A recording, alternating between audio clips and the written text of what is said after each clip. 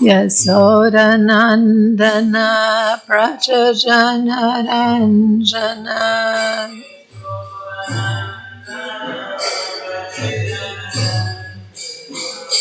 Yamunatira Vanachari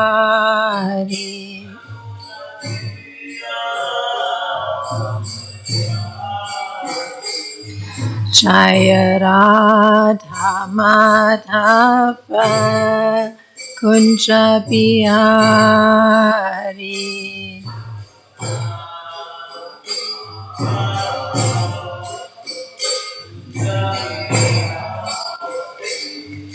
Gopi Jana Vallabha Girivaradari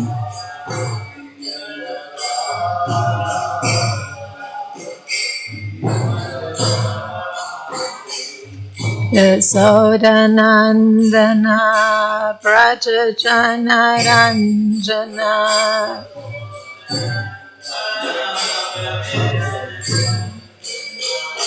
Yamunatira Vanachari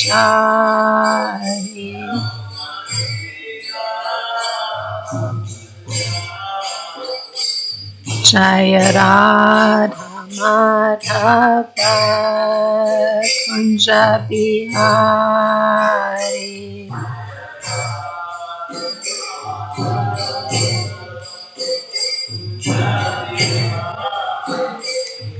Gopi Jana Vallabha Girivaradari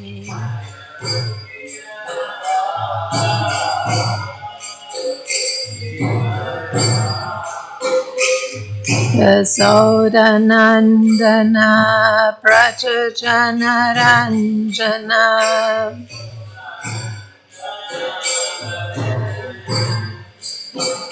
Yamunatira Vanachari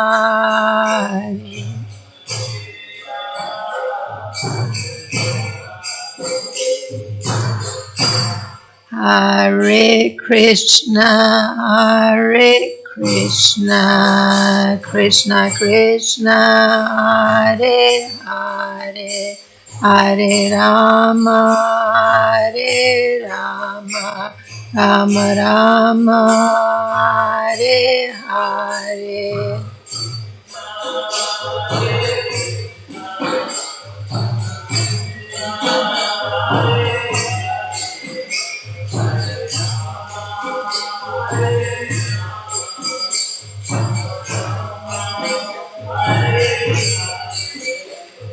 Hare Krishna Krishna Krishna Hare Hare Hare Rama Rama Rama Hare Hare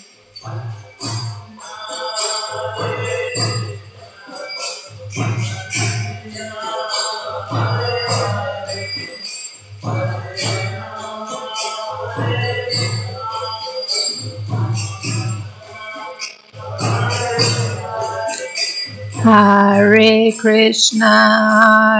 Krishna Krishna Krishna Hare Hare Hare Rama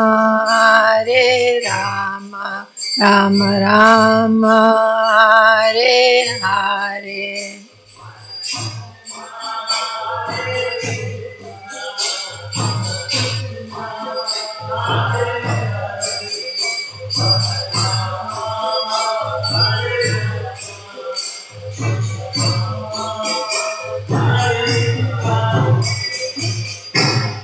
Kishore Kishori ki jai, Jagannath Baladev Subhadra Marani ki jai, Gonitai ki jai, Srila Prabhupada ki jai.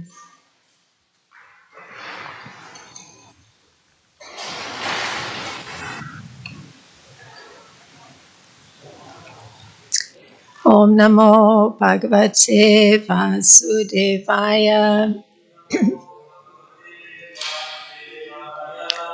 Om Namo Bhagavate Vasudevaya. Om Namo Bhagavate Vasudevaya. Good morning. We're reading from Canto 10, chapter 89, texts 38, 39, 40, and 41. So we'll be chanting text 38 together, and it's on the board. Tata Kumara Sanjato Vipra Patnya Rudanmu Sadyo Darshanam Apede Sashariro Vihayasa Tata Kumara Sanjato Vipra Patnya Rudanmu Sadyo Darshanam Apede Sashariro Vihayasa Tata Kumara Sanjato Vipra Patnya Rudanmu Sadyo Darshanam Apede Sashariro Vihayasa. Please chant. Tata Kumara Sanjato Vipra Patnya Rudanmu Sadyo Darshanam Apede Sashariro Vihayasa Tata Kumara Sanjato Vipra Patnya Rudanmu Sadyo Darshanam Apede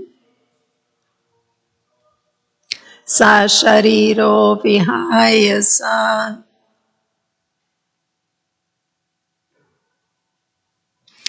Okay, the word for word, tata, then, Kumara, the infant, Sanjata, born, Vipra, the brahmanas, Patnya, of the wife, Rudan, crying, Muhu, for some time, Sadhya, suddenly, Adarshanam Apede,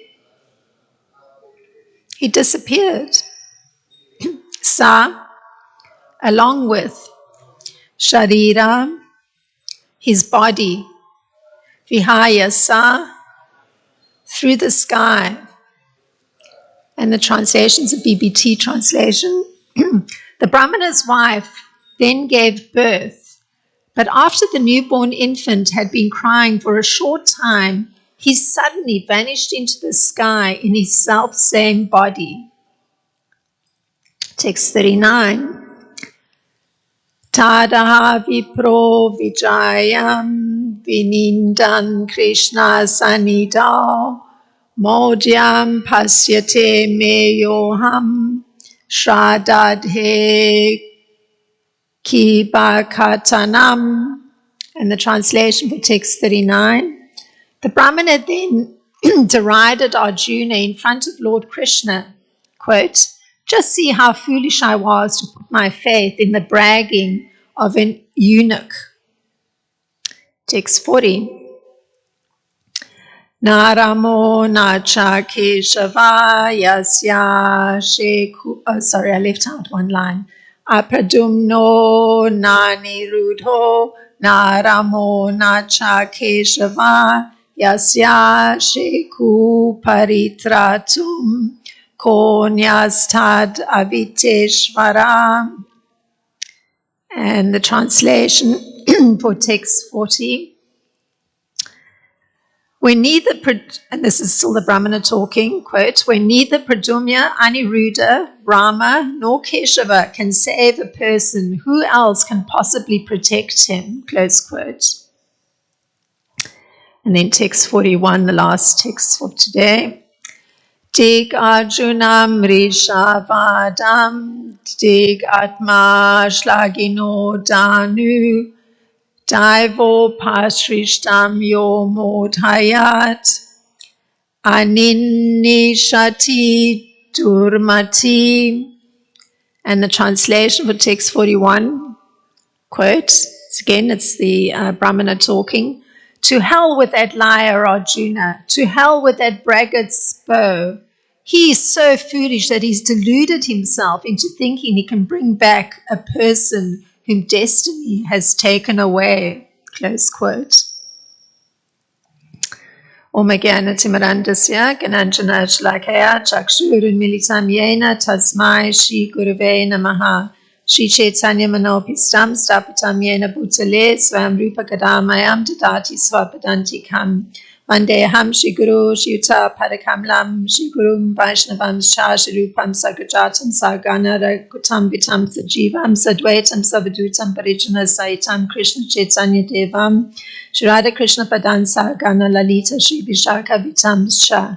Hey Krishna Karuna Sindhu Dina Bando Jagat Pate Gopesha Gopika Kanta Radha Kanta Namostute Tapsa Kanchana Gorangi Radha Vrindavaneshwari Vrishabhanu Sute Devi Pranamami Hari Priye Vanchakalpa Taribhya Kripa Sindhubhya Evacha Patitanam Pavanebhyo Vaishnebhyo Namo Namaha Namo Vishnu Padaya Krishna Prasthaya Bhutale Shrimata Roma Padaswami Iti Namine Nama Vishnu Padaya Krishna Prasthaya Bhutale Shrimata Bhaktivedanta Swami Iti Namine Namaste Saraswati Deve Gauravani Pracharine Nivishesha Sunyavadi Paschatya Deshatarine Jai Shri Krishna Chaitanya Prabhu Nityananda Shri Advaita Gadadhar Shivasadi Gaura Bhakta Vrinda Hare Krishna, Krishna Krishna, Hare Hare, Hare Rama, Rama Rama,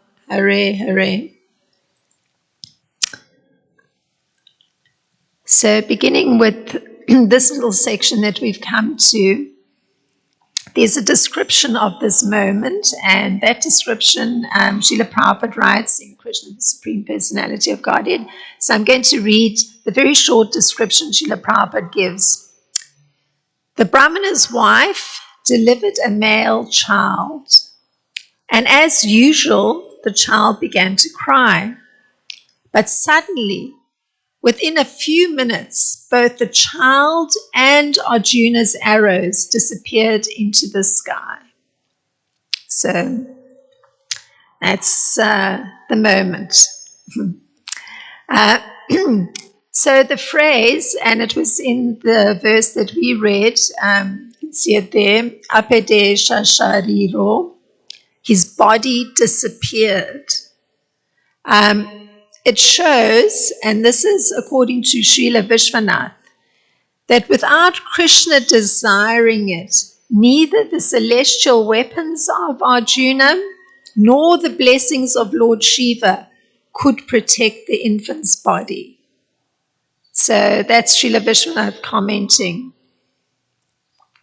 And Srila Prabhupada, he notes earlier on in this narration that Arjuna taking shelter of Lord Shiva instead of Lord Krishna would not prove successful. And Srila Prabhupada does concede that Arjuna did his best by chanting mantras and shooting arrows up and down to guard the maternity room from all directions. But now we're hearing that, despite this attempt on the part of Arjuna, he's doing his best, as Srila Prabhupada puts it, because the idea was to protect this last child, the 9th child that this Brahmana's wife was giving birth to. One hears that Arjuna's arrows disappeared into the sky. So Srila Prabhupada gives an explanation because, one's left hanging there. The child's body's disappeared. Arjuna's arrows have disappeared into the sky. He'd invoked the protection of Lord Shiva, but to no avail. And here Srila Prabhupada gives an explanation. And this is from Krishna, the Supreme Personality of Godhead, where he's writing, "It appears that the Brahmana's house was near Krishna's residence, and that Lord Krishna was enjoying everything that was taking place, apparently in defiance of his authority." Because we've just heard that actually Arjuna took shelter of Lord Shiva. And that authority, this is Lord Krishna's authority, is such that although he appears like a human being, he is not a common man. This is the important thing. He's living close to the residence of the Brahmana. So, there's that, one could think, common man. So this authority that Krishna has, he actually conducts the whole creation, maintenance, and annihilation of the entire cosmos. And Lord Krishna himself points to this misunderstanding, that persons may consider him to be a powerful man and nothing more. And this is how Krishna puts it. So he understands the mentality of persons in general who may be seeing him in a human form. So this is how Krishna puts it. So he understands. Fools deride me when I descend in the human form. They do not know my transcendental nature as the Supreme Lord of all that be. So that's from Bhagavad Gita 9:11. So there's an articulation by Lord Krishna where he's explaining how people think of him. We often wonder, what do people think of us? What's actually going on in their heads about us? So Krishna actually understands. He's saying, fools deride me.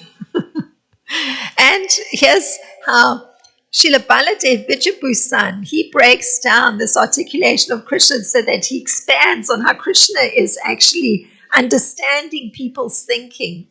So he puts it this way, this is Krishna's thinking. Fools despise me, the one master of all universes.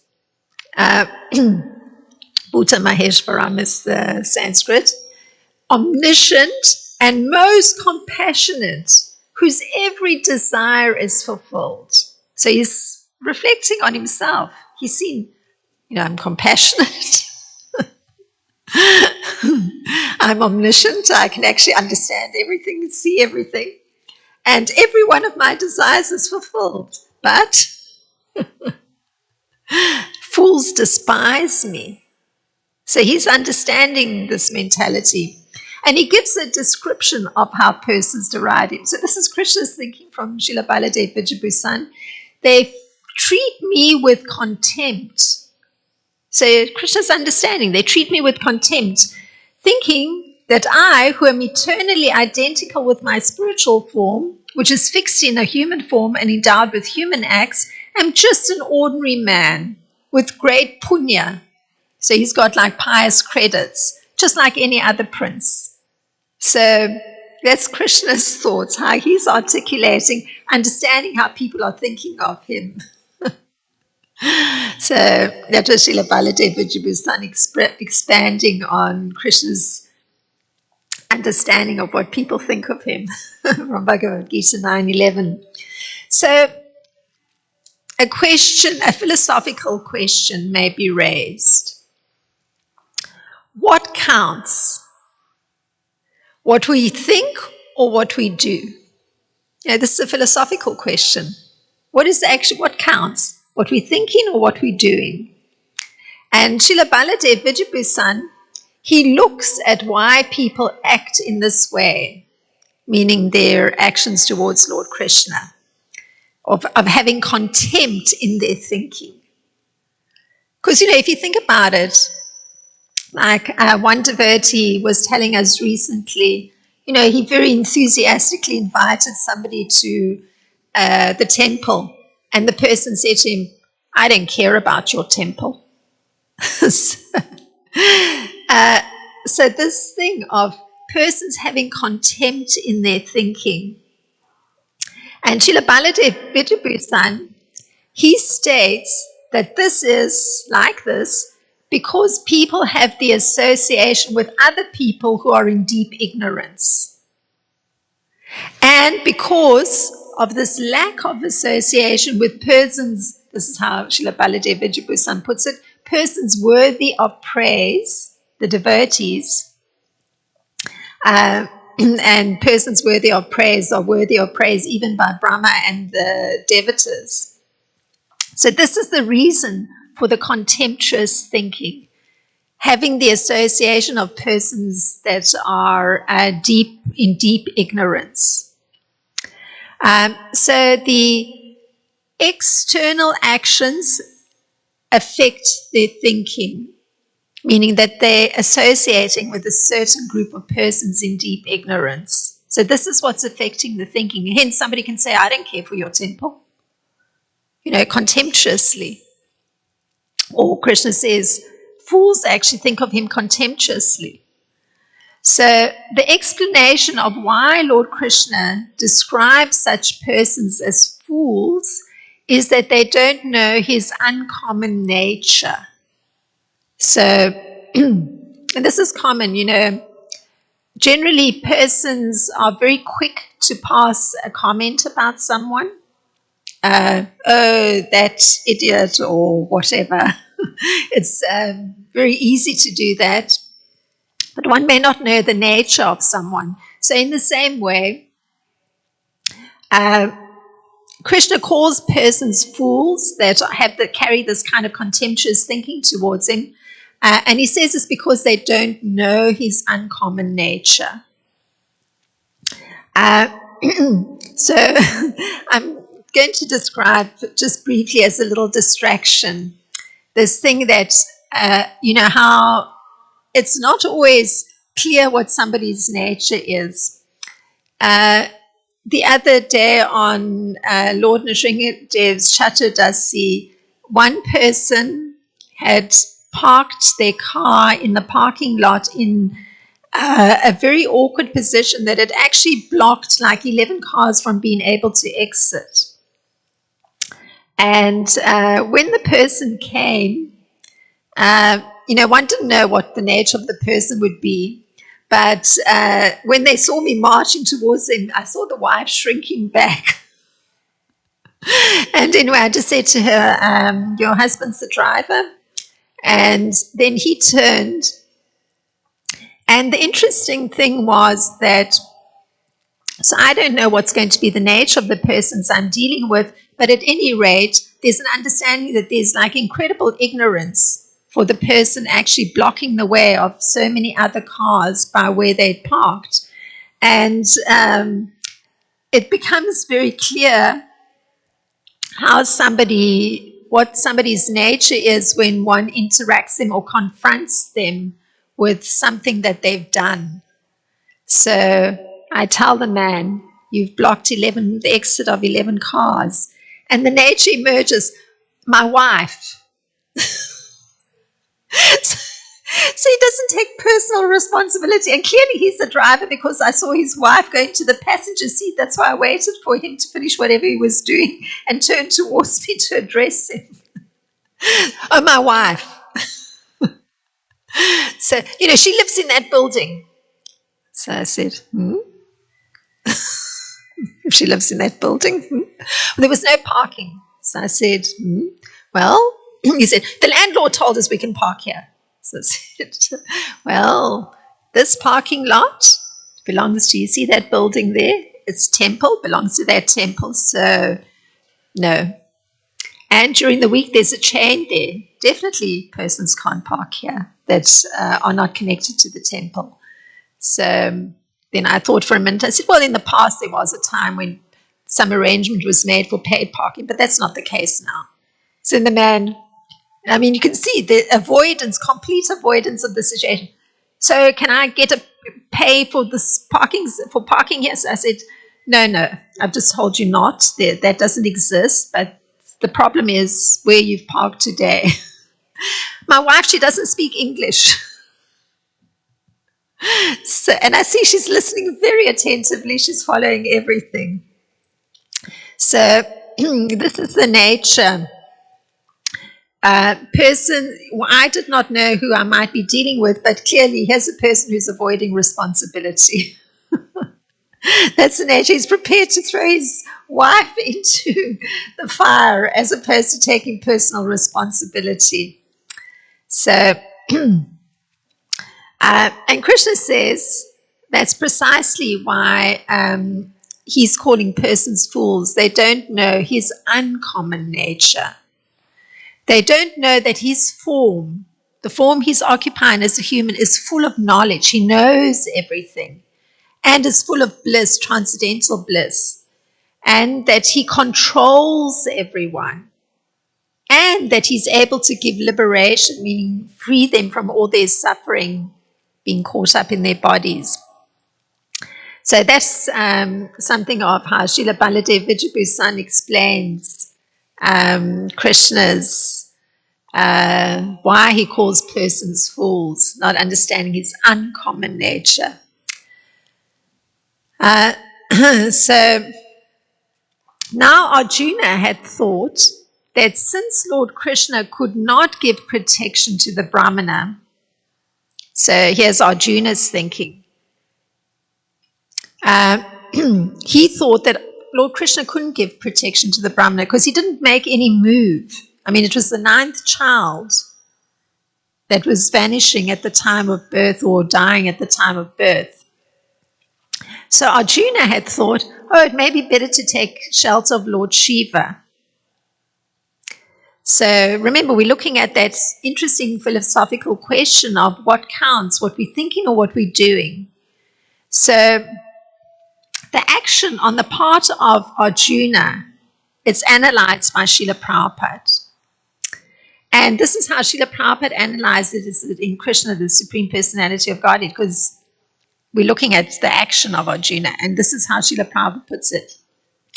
This is another instance of how a person takes shelter of the demigods. That instance is defined by Lord Krishna.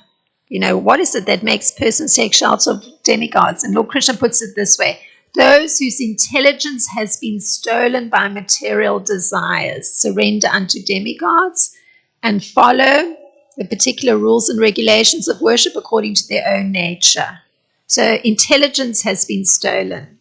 That's Krishna's giving a definition of what is that moment or how's that person's make that decision to surrender to demigods? Because Arjuna's just done that. So such action indicates a loss of spiritual sense. You've lost your spiritual sense, like common sense, spiritual sense. Because of a desire for immediate fulfillment of material desires. So Arjuna wanted to save that Brahmana's child. So that was the immediate desire. So, Lord Shiva. So Arjuna's particular thought that Lord Krishna could not give protection to the Brahmana is connected to his friendly dealings. So it's not that he thought of Krishna the way Krishna is described, how fools think of him. They don't understand his uncommon nature or his omniscience or his knowledge, knowing everything. It's not because of that. It's Arjuna had such friendly dealings with Krishna. So He thought, it may be better in this case to remember Lord Shiva. It was more light kind of decision. So in his case, he's not falling into the category of being an ordinary living entity filled with some greed or lust. He's got to satisfy his material desire. He's going to show he's an extraordinary Kshatriya who's able to protect the Brahmana's child, or his 9th child. So Srila Prabhupada gives the resolution of how it is and why it is that this scenario took place, that both the Brahmana's child disappeared into the sky and Arjuna's protective arrows with the mantras, everything disappeared into the sky. And here's the resolution. It was Krishna who played the trick by taking away the Brahmana's baby as well as the arrows, including the one given by Lord Shiva, of which Arjuna was very proud. Text 36 just mentions, because Srila Prabhupada says that Arjuna was very proud of that weapon. There's a little description in text 36 a little while back that this was the Pushpara weapon. And here it's very nicely put how Arjuna went about it. After touching pure water, offering obeisances to Lord Maheshvara, and recollecting the mantras for the celestial weapons, Arjuna strung his Gandiva bow. So everything was done very correctly. But Srila Prabhupada mentions that actually Arjuna was proud of his weapon. And that Krishna played the whole trick. So we don't know yet how everything has taken place. So we're just reading these verses and analyzing them. Now, there's the response of the Brahmana to the disappearance of his child and that of the arrows.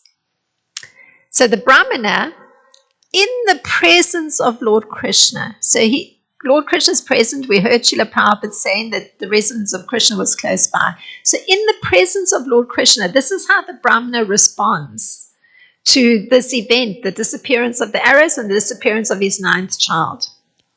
He says, he begins to accuse Arjuna. This is what he says to him, and I'm using the words, it took 3 verses here in Bhagavatam, but this is Srila Prabhupada, he puts it in one chunk. Arjuna addressing or Brahmana addressing Arjuna. So this is the Brahmana talking. Everyone, see my foolishness. I put my faith in the words of Arjuna, who is impotent and who is expert only in a false promise. How foolish I was to believe Arjuna. He promised to protect my child when even Pradumya, Aniruddha, Lord Balaram, and Lord Krishna failed. If such great personalities could not protect my child, who can do so? I therefore condemn Arjuna for his false promise, and I also condemn his celebrated Gandiva bow and his impudence in declaring himself greater than Lord Balaram, Lord Krishna, Pradumya, and Aniruddha. How can anyone save my child who has already been transferred to another planet? Due to sheer foolishness only, Arjuna thought he could bring back my child from another planet. So, quite intense. He sees the problem. It calls for accusing Arjuna of all his faults.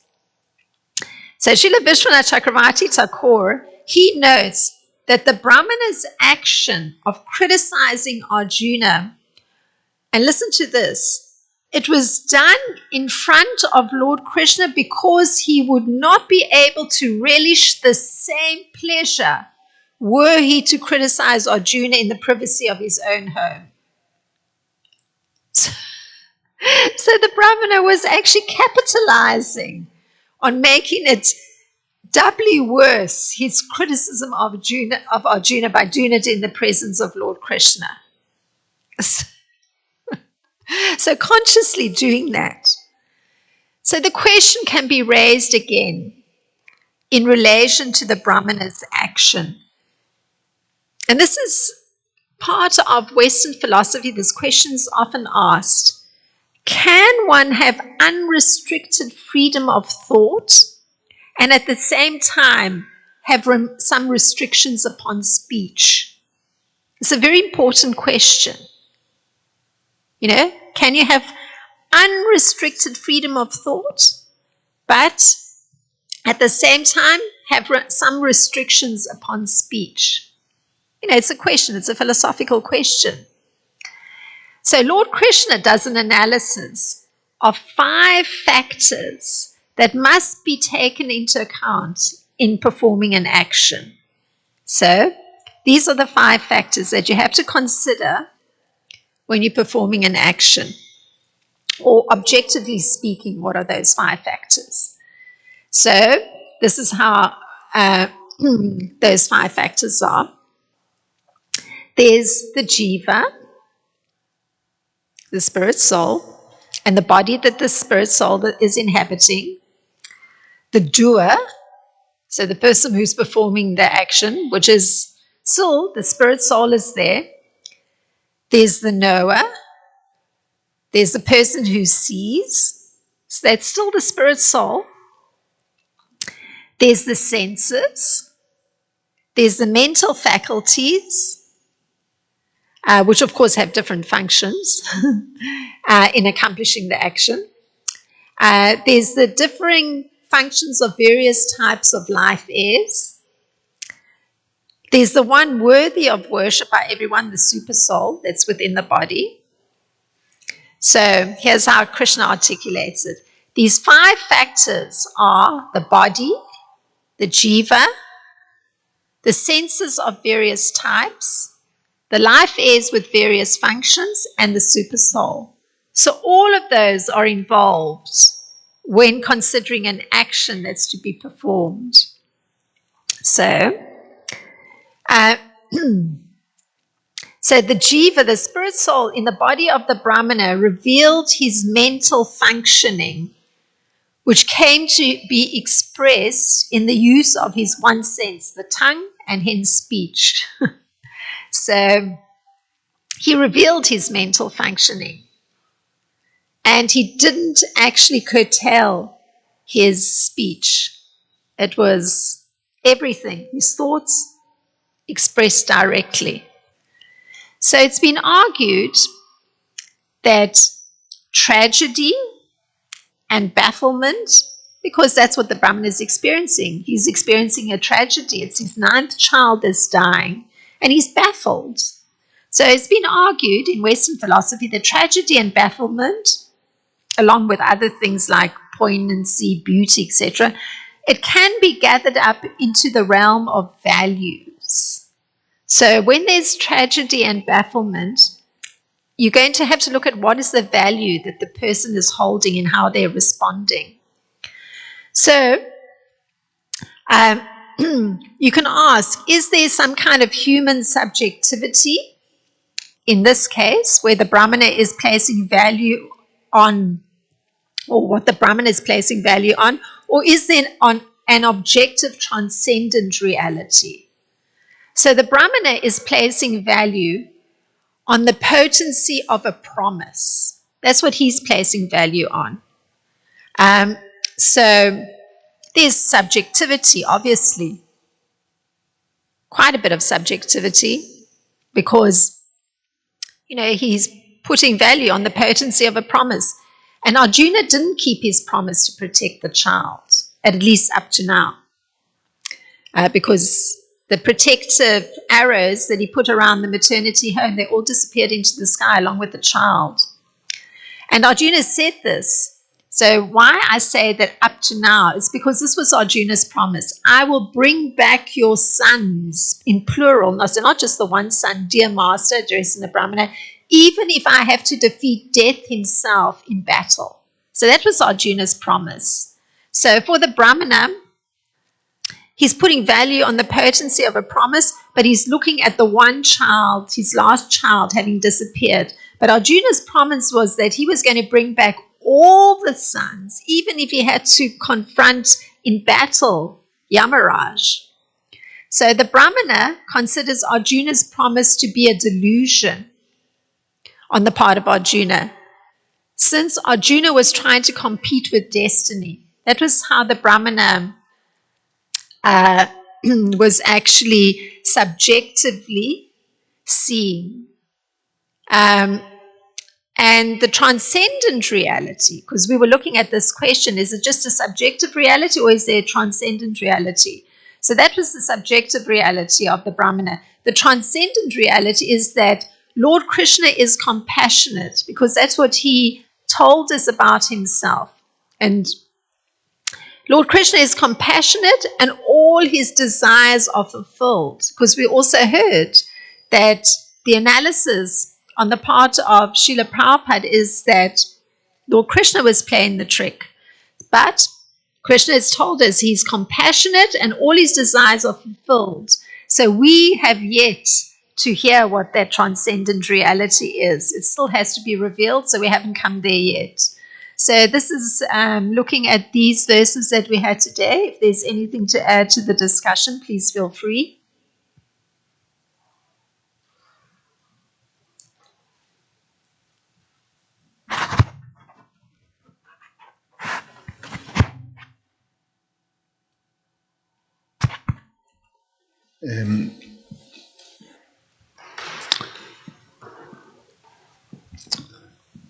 The pastime in itself is, yes, just like all many of the pastimes of Krishna, says you have this intriguing feature, and in this case, it's very fascinating to me the the character of the Brahmana, that throughout the narration, he's been basically very emotional about it. And as you say, there's no restriction of his speech. The way he is prompt to insult and to accuse and to point fingers and to first with King Ugrasena and the Yadus, which includes Krishna and Balaram and Pradumya and Aniruddha.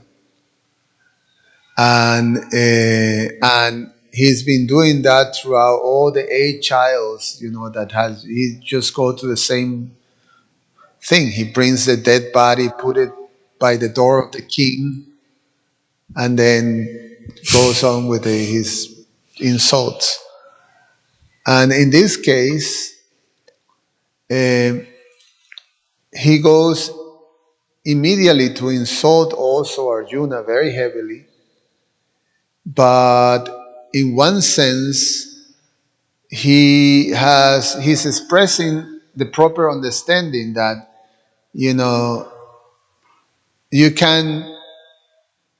it's delusional to claim that you can conquer over destiny. And it's also delusional to place yourself in a superior position that Krishna, Balaram, Aniruddha, and Pradumya. So, and that's foolish. I'm even more foolish to put faith on you.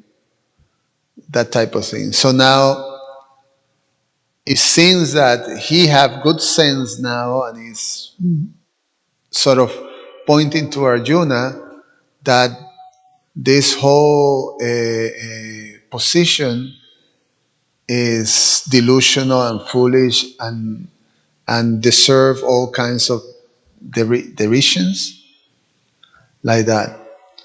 But previously he is more or less on that same space. He's accusing, it's like he doesn't understand that destiny is taking place, and there's no point of accusing Krishna, Balaram, Pradumya, and Aniruddha of failing like that. So it's almost like he's projecting that into Arjuna. So it's quite a psychological sort of thing that is happening here, that I guess, Krishna is displaying this pastime to show how the things, how it functions, how this thing that our intelligence is being taken by material desires, and then you lose sense, even if you're in the presence of Krishna. You lose sense, in one sense, this Brahmana lose the sense of the connection that is with Krishna, in one sense questioning his faith. And Arjuna, by connecting with this Brahmana, then also in one sense loses that connection with Krishna and goes with that, takes shelter of a demigod, etc., etc. So, and obviously, like we say before, this is all Krishna's associates. So this is Krishna's orchestrating all these in one sense to help us, understand. So I find it very, very fascinating, the whole. Thank you for looking at the particular points of the Brahmana's position. And as you were talking, I understood something, and that is that within the accusations of the Brahmana, his knowledge is there.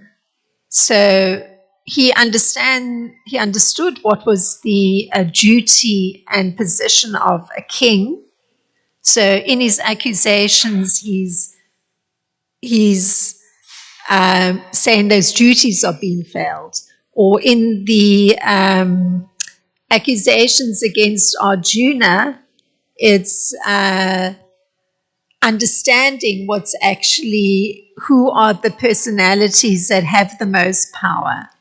So it emerges in his accusations because he's seeing his foolishness to have got involved in believing Arjuna, when in actual fact he understands Krishna has the greater power, or Lord Balaram has the greater power. So there is that, I guess, the knowledge is there, but the very nice point you pointed out was that connection with Krishna gets lost because of some delusion, some material desire that's there. So in the case of the Brahmana, it's to actually have his children be alive. And so attachment to that, those material bodies that, have come from him, so to speak. And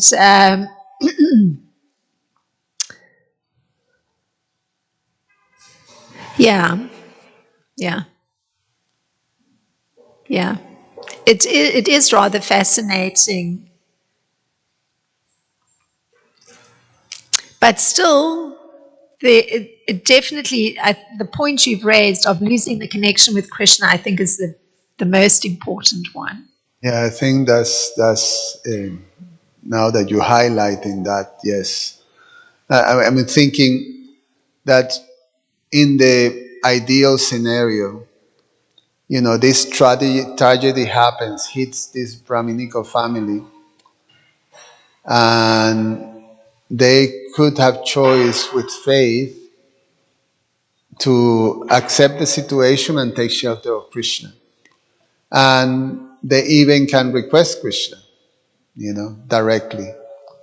And accept what Krishna will be like. Say, Sandipani Muni. He requested Krishna, bring my children back. If you want to give me something, you can bring my children back. And Krishna, yes, he brought his children back from death. And or Arjuna, he could have take shelter of Krishna, but he took, he had these blessings from Lord Shiva, so he took shelter of Lord Shiva to fulfill the promise. So in both cases, there was no going immediately and take shelter of Krishna. Yes.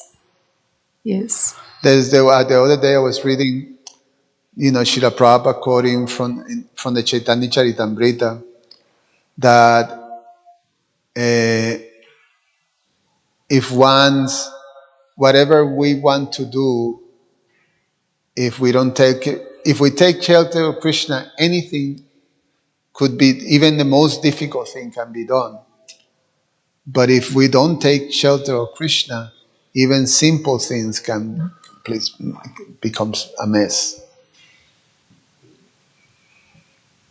Yes.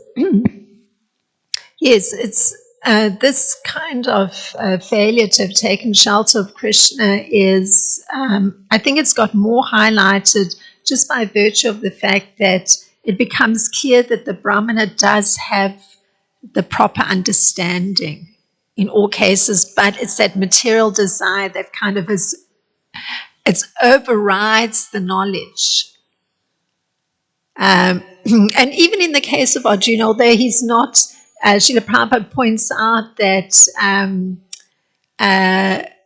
of course, he's not an ordinary living entity, so he's not confused about Krishna's position. But in that moment of the Kshatriya spirit coming out of, the Brahmana is accusing all the Kshatriyas of, being so powerless. So naturally, Arjuna rose to the occasion and said, but you don't understand. I am Arjuna and I have this Gandiva birth. So even he, because of the Kshatriya spirit, he was propelled on that path of, he must protect. So, whatever's expedient at the moment, it seems Krishna's not attending to this matter. Well, he'll call on Lord Shiva. And Srila Prabhupada puts it that it was an instant of how somebody takes shelter of a demigod. It's that moment of some material desire. He has to show his ability to protect. So, the material desire is the part that draws the attention away from Krishna, and then that's why that emphasis on you losing one's spiritual sense. You don't have the spiritual sense to guide you. Instead, the material desire guides you in how you perform your actions. In the case of the Brahmana, the material desire has him go the route of insults, both to the king and to the Kshatriya who's trying to protect him. Yeah, it's a very fascinating thing, because it is that the spiritual sense is lost, means that spiritual intelligence is lost. So, and it's spiritual intelligence that can allow one to negotiate the actions one's going to perform if one's got the correct perspective. So in the case of the Brahmana, the perspective has shifted. It's not the proper perspective, so the spiritual sense is lost and going down the route of dealing with things on a more material level. The external duties or the failure of a promise. But the knowledge is still there. So the knowledge is somehow interwoven in the insults. But still the correct action isn't being taken, because the thinking is not kept in check, which influences, of course, the course of action, because the intelligence, the spiritual intelligence, isn't operating properly, because that desire to take shelter isn't there, or it's gone. It's got, what's the word? It got pushed aside in some sense by the strong material desire, and hence all the thinking revolves around the material desire, both in the case of the Brahmana and his response to the tragedy, and in the case of Arjuna and his response to the Brahmana's woe about his tragedy. So very interesting, yes. Thank you so much for highlighting your understanding.